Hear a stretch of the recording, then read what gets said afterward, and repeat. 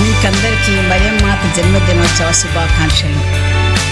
పుట్టుకతో సంక్రమించే పాపమే జన్మ పాపం. ఇది ఒక వ్యక్తి తల్లి కడుపున పడటంతోనే సంక్రమిస్తుంది. అలనాడు ఆది మానవుడు ఆదాము ఏవమలు దేవుని ఆజ్ఞ మీరి చేసిన పాపమే వారి సంతానమైన మానవులందరికీ ఇలా జన్మంతోనే సోకుతూ వస్తుంది. నాటి నుంచి తరతరాల మానవులకు ఈ జన్మపాప దోషం అంటుతూనే వచ్చింది. ఈ మేరకు లోకములో పుట్టిన ప్రతి నరుడు ఈ లోకపు పాపపు దోషంతోనే పుడుతున్నాడు. అదే సత్యాన్ని మనము బైబిల్ ద్వారా తెలుసుకుంటున్నాము. దీన్ని బట్టి జనపాపం ఉండదని మనకు రుజువు అవుతున్నది. జనపాపం అంటే మానవ జాతికి మూలపురుషులైన ఆది దంపతులు ఆదాము అవ్వలు చేసిన పాపపు దోషం. ఇది మానవులమైన మనకందరికీ పుట్టుకతోనే వస్తున్నది కనుక దీన్ని జనపాపం అంటున్నాం. ఇలా జనపాపంతో పుట్టిన ప్రతి వ్యక్తి సాతానుకు దాసుడై ఉంటాడు. ఈ జన్మపాప దోషం అంటని మానవులు ఈ లోకంలో ఎవరూ ఉండరు. ఒకవేళ సృష్టిలో ఏ వ్యక్తికైనా జనపాపం అంటలేదు అంటే ఆ వ్యక్తి దేవుడు ప్రసాదించిన ప్రత్యేక వరాలను పొందిన వారే ఉంటారు. అలా ప్రభువైన దేవుని ప్రత్యేక కృపావరాలను పొంది జనపాపం లేకుండా జన్మించిన ధన్య కన్య పరిశుద్ధ మాత మరియమ్మాత అమలోద్భవి మాత. అవును, లోక సృష్టికి పూర్వమే ప్రభు అయిన దేవుడు మరియను సుతుడైన సర్వేశ్వరుని తల్లిగాను, పితైన సర్వేశ్వరునికి ప్రియపుత్రికను, పవిత్రాత్మ సర్వేశ్వరునికి స్నేహితురాలుగాను ఎన్నుకొని ఆమెను జన్మపాపం సోకకుండా జన్మింపచేశాడు. మీకందరికీ మరియమ్మాత జన్మదినోత్సవ శుభాకాంక్షలు. ఈరోజు సెప్టెంబర్ 8వ తేదీ పరిశుద్ధ మరియమ్మ జన్మపాపం లేకుండా అన్నమ్మ జ్వాకీముల దంపతులకు వృద్ధాప్యంలో జన్మించిన దైవానుగ్రహ పుత్రిక మరియ. హీబ్రూ భాషలో మరియ అనగా సముద్ర నక్షత్రమని, సిరియా భాషలో యజమానురాలని అర్థం. పాపాంధకారంలో కొట్టుమిట్టాడుతున్న మానవాళికి వెలుగు చూపే నక్షత్రమే ఈ మరియ. వేలాది సంవత్సరాలుగా దేవుడు ఎన్నుకొన్న ప్రజలు, పితరులు, ప్రవక్తలు, భక్తజనులందరూ రాబోయే రక్షకుని కోసం ఏ విధంగా ఎదురు చూస్తూ వచ్చారో ఆ విధంగానే రక్షకుడైన మెస్సియాను లోకానికి ప్రసాదించబోయే పావనమూర్తి కన్య మరియ కోసం కూడా నిరీక్షిస్తూ వచ్చారు ఎందరో. మరియ తల్లిదండ్రుల పేర్లు పరిశుద్ధ గ్రంథాల సువార్తలు ఎక్కడ కనపడవు. ఈ 4 సువార్తలే కాక శ్రీసభ ప్రక్కన పెట్టిన ఎన్నో సువార్త రచనలు ఉన్నాయి. 2వ శతాబ్దంలో పై రచనలో యాకోబు రచనల వలన మరియ తల్లి తండ్రుల పేర్లు ప్రచారంలోకి వచ్చాయి. వీరికి కొద్దిపాటి గొర్రెల మందలు, పొలాలు ఉన్నట్లు రాయబడి ఉంది. వారికి వచ్చే ఆదాయాల్లో దేవాలయములకు ఒక భాగం దశం భాగంగాను, 2వ భాగం నిరుపేదలు పరదేశులకును యాత్రికులకు గాను, 3వ భాగం తమ కుటుంబ పోషణకై ఉపయోగించేవారట. అన్నీ ఉన్నా వీరికున్న ఒకే ఒక లోటు సంతానం లేకపోవటం. పిల్లలు లేని కారణంగా వీరు దేవాలయంలో అర్పించే గొర్రెలను కానుకలను యాజకులు స్వీకరించేవారు కాదు. అప్పటి కాలంలో పిల్లలు లేని దంపతులను శాపగ్రస్తులుగా భావించేవారు. ప్రతిరోజు ఉపవాస ప్రార్థనలతో కన్నీటితో తమకు సంతానం కలిగితే దేవునికి అర్పిస్తామని ప్రార్థించేవారు ఈ దంపతులు. దేవుడు వీరి ప్రార్థన ఆలకించి తన దూతను వారి వద్దకు పంపి, దేవుడు మీ ప్రార్థన ఆలకించాడు, మీకు ఒక పాప జన్మిస్తుందని, ఆ బిడ్డకు మరియా అని పేరు పెట్టండి అని, ఆ బిడ్డ ద్వారా దేవుడు గొప్ప కార్యం చేయబోతున్నాడని చెప్పి అదృశ్యమయ్యాడు. దూత చెప్పినట్లుగానే అన్నమ్మ జాకీములకు ఒక ఆడబిడ్డ జన్మించింది. అంతేకాక ఆ బిడ్డకు మరియా అని పేరు పెట్టి అతి గారాభంగా పెంచారు. బాలికగా ఉండగానే మరియను యెరూషలేము దేవాలయంలో సేవ చేయడానికి తల్లిదండ్రులు తీసుకెళ్లారు. ఖురాన్లో కూడా మరియ జన్మం గురించి చక్కగా రాయబడి ఉంది. రుకు అనగా విభాగం 12వ అధ్యాయంలో 36-37 వచనంలో అన్నమ్మ ప్రసవించి ఇట్లనెను, ఓ నా ప్రభువా, నేను ఒక ఆడ శిశువును ప్రసవించి తిని, ఆమె ప్రసవమును అల్లాహ్ ఎరుగును. ఆమెకు పుట్టిన ఆడ శిశువు మగ శిశువులే లేడని అల్లాహకు తెలుసును. నేను ఆ శిశువును మర్యం అని పేరు పెట్టి తిని, నేను ఆ శిశువును ఆమె కలగబో సంతానమును పాపి సైతాన్ నుండి రక్షించమని నీకు అర్పించేదను. తర్వాత బాలిక అయిన మరియామును యెరూషలేము దేవాలయంలో అర్పించినప్పుడు అల్లాహ్ ఆ బాలికను కరుణించి యాజకుడైన జకర్యాను ఆమె సంరక్షకురాలిగా నియమించి గారాభంతో పెంచి పెద్ద చేశాను. జకర్యాకు ఆమె ఉండు భవంతిలోని పవిత్ర స్థలమునకు పోయినప్పుడల్లా ఆమె చేతిలో తిను బండారం ఏదో ఒకటి కనిపించుండెను. అతడు, ఓ మిరియం, ఇది నీకెక్కడిది అని ప్రశ్నింపగా ఆమె, ఇది అల్లాహ్ అనుగ్రహం అని పలికెను.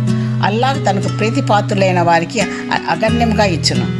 రుక్కు 13:43 వచనంలో, ఓ మిరియం, అల్లాహ్ నిన్ను ఎన్నుకున్నాడు, నిన్ను పవిత్రపరిచాడు, సర్వ ప్రపంచంలోని స్త్రీల్లో నిన్ను ఉత్తమరాలుగా గుర్తించినాడు అని దేవతలు అన్నది జ్ఞాపకం చేసుకొనుము అని ఖురాన్లో కూడా వ్రాయబడి ఉన్నది.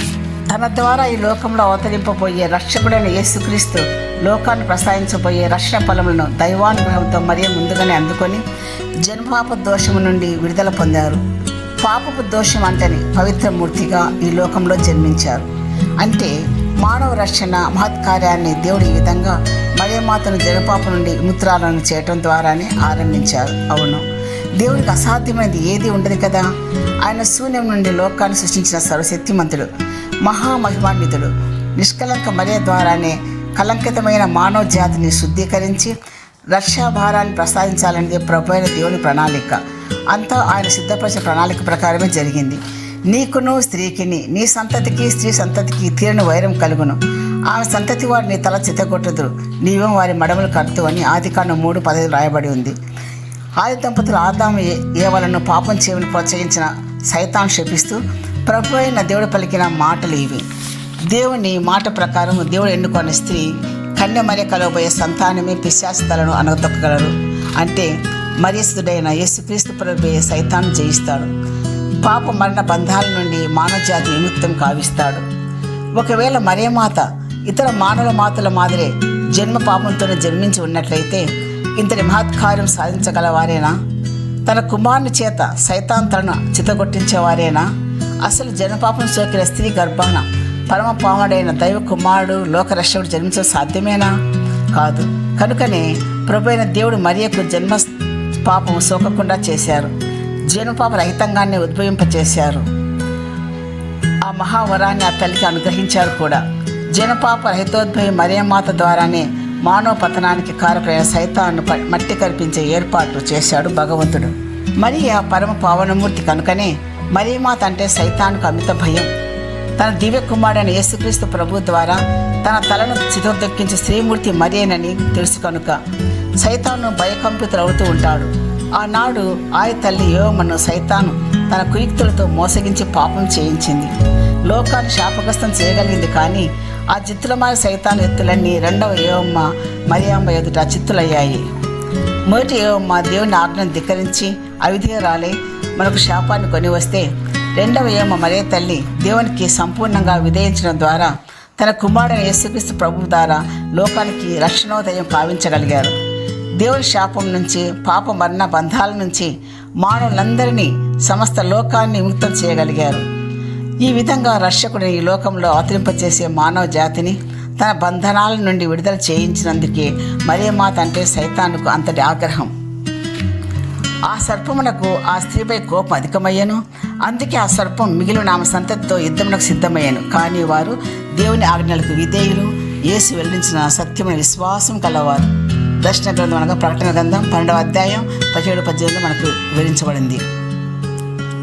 ఈ వచనాన్ని చదువుతూ ఉంటే మనకు ఆదికాండంలో ప్రభువైన దేవుడు నీ సంతతికి స్త్రీ సంతతికి తీరిన వైరం కలుగును అంటూ సైతాన్తో పలికిన శాప వచనాలు జ్ఞాపకం వస్తాయి. నాటి నుంచి దుష్టశక్తి సైతాన్ సంతతికి మరియమాత దివ్యకుమారుడు యేసుక్రీస్తు ప్రభువునకు ఆయన అనుసరించే యావత్ భక్త జనానికి అంటే క్రైస్తవ విశ్వాసమైన మనకందరికీ ధార్మిక వైరం కొనసాగుతూనే ఉంది. ఆ స్పర్ధతో ఆ ధార్మిక పోరాటంలో అంతిమ విజయం ఎప్పుడు క్రీస్తు ప్రభువుకు క్రైస్తవ విశ్వాసులకే దక్కుతుంది. మరియ తల్లి క్రైస్తవ విశ్వాసమైన మనందరికీ కూడా తల్లి. నాడు కల్వరి కొండపై శిలువపై వేలాడుతూ మరణావస్థలో ఉన్న గడియలో సాక్షాత్ యేసు క్రీస్తు ప్రభువే తన తల్లి మరియను మనందరి తల్లిగా ప్రకటించారు. తన తల్లియు తాను ప్రేమించిన శిష్యుని దగ్గర నిలిచి ఉండట చూచి యేసు తల్లితో, ఓ స్త్రీ, ఇదిగో నీ కుమారుడు అనను. తర్వాత శిష్యునితో, ఇదిగో నీ తల్లి అనను. యోహాను 19:26-27. ఆ క్షణంలోనే మరియమాత మానవులందరికీ మాత అయ్యారు. యేసుక్రీస్తు ప్రభు మనకు పెద్దన్న అయితే మరియమాత మనకు అమ్మగా నూతన బాధ్యత చేపట్టారు. మరో ప్రక్క నాడు ప్రభు అయిన దేవుడు పలికిన శాప వచనాల ప్రకారం సైతాను సంతతికి మరియమ్మ సంతతికి మధ్య ధర్మయుద్ధం కొనసాగుతూనే ఉంది. మరియ తల్లి సహాయంతో దైవప్రజలందరూ సైతాన్ శక్తులతో పోరాడుతూ గెలుపొందుతూనే ఉన్నారు. ఆ విధంగా మరియ తల్లి క్రైస్తవ మాతగా, శ్రీసభ తల్లిగా నిరంతరము నీ ప్రార్థన మధ్యవర్తిత్వం వహిస్తూ గురుతరమైన బాధ్యత నిర్వర్తిస్తున్నారు. శ్రీసభ మరియమాతను జనపాప రహితోద్భవి అన్న విశ్వాస సత్యాన్ని 1854 డిసెంబర్ 8వ తేదీన 9వ భక్తినాథ జగద్గురువులు 9వ పైస్ జగద్గురువులు లోకం సకల జనులు విశ్వసింపదగిన సార్వత్రిక సత్యంగా ప్రకటించారు. ఇలా మరియమాతను జనపాప రహితోద్భవిగా ప్రకటించిన 4 సంవత్సరాలకు తల్లి మరియా లూర్దు నగరంలో బెర్నదత్ అనే బాలికకు పలుమార్లు దర్శనమిచ్చారు. అక్కడ అనేక అద్భుతాలు చేశారు. అంతేకాదు 1858 ఫిబ్రవరి 11న సాక్షాత్తు మరియమాతే అనగా లూర్దు మాత తాను జనపాప రహితోద్భవి అన్న సత్యాన్ని బెర్నదత్ ద్వారా ప్రపంచానికి చాటి చెప్పారు. మరియమాత తత్వాన్ని మహత్వాన్ని అర్థం చేసుకోవటానికి ఈ విశ్వాసత్యం ఎంతగానో తోడ్పడుతుంది. మరియమాత పండుగ మనకందరికీ శుభాకాంక్షలు. Thank you. God bless you. మీకందరికీ మరియమాత జన్మదినోత్సవ శుభాకాంక్షలు.